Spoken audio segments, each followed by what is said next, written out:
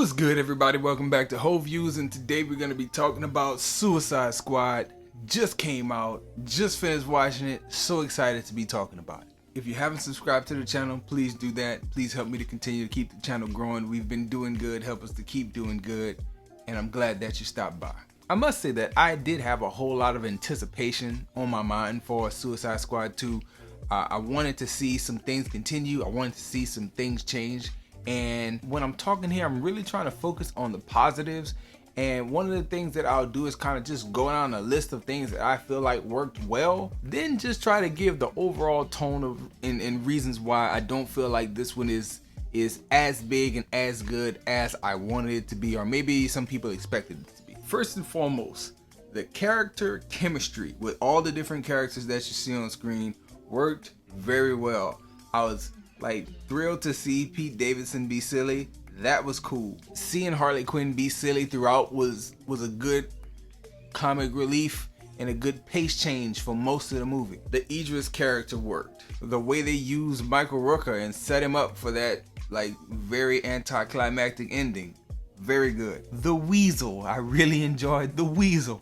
The Weasel. Ratcatcher 2 and all her lines of dialogue or her emotional scenes, really good. John Cena as Peacemaker really gave you a reason for wanting to watch his series that they have coming to HBO Max. I even enjoyed Rick Flag, who I didn't really care for his character much in the first one. I liked the way they kind of revamped him and let him do in the second one. The soundtrack worked very good here. They didn't use as many big #1 hits, but they still used a lot of popular songs that if you have a wide range, you'll recognize, and it'll play just right as they use them throughout the movie. So the soundtrack really hit hard to me. I like that even in a few scenes they tried to translate some of the visual style that we saw in Birds of Prey. Like they took some of that, I think specifically to like the Harley in the police station scene from that movie, and they kind of translated some of that into some visual styles that they tried to do here in this second, and I thought that was very cool. It worked well. Amanda Waller, heartless as ever, and it's exactly what it needs to be. Comic book wise, animated movies, cartoon movies, the TV shows, like this has been the most consistent character. Amanda Waller, ruthless as can be, she was great. Overall, I'm quite pleased with the movie. I would have to say strong 7, maybe an 8, 7.9, like really close to an 8 out of 10. I enjoyed it. Things that I didn't enjoy so much, or things that kind of are off-putting, or maybe you can consider these negatives. The way the plot unraveled, I didn't all the way care for. I did like some of the plot twists toward the end with certain characters turning out the way they did. Trying not to give spoilers.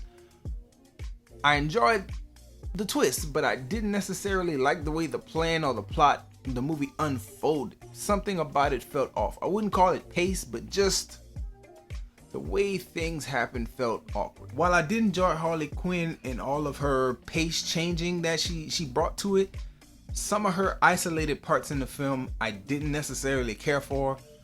I don't know if that's me just not being a huge fan of Margot Robbie's Harley Quinn or what. I don't know what that is.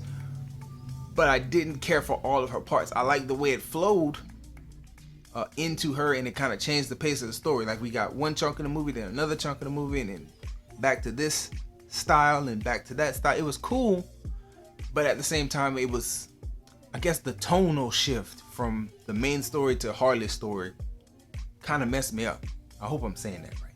And speaking of tone, it probably would be the overall tone of the movie.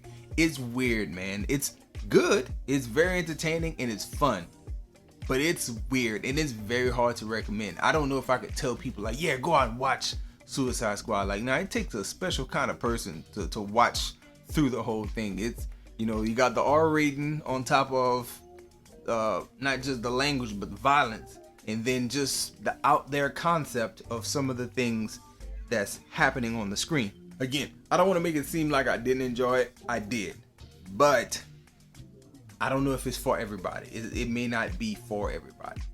It was good though. It was very good for me. I enjoyed it personally. But I don't know if I can say everybody would enjoy this one. If there are people who come out and say, "Oh, it's a disappointment," I was like, I can see how you could be disappointed. I enjoyed it. My wife enjoyed it. My producer enjoyed it. It was good. It was very good. It was very funny. But it may not be for everyone. So those are my thoughts. I recommend it for the people who like the weird stuff. And that's all I got to say.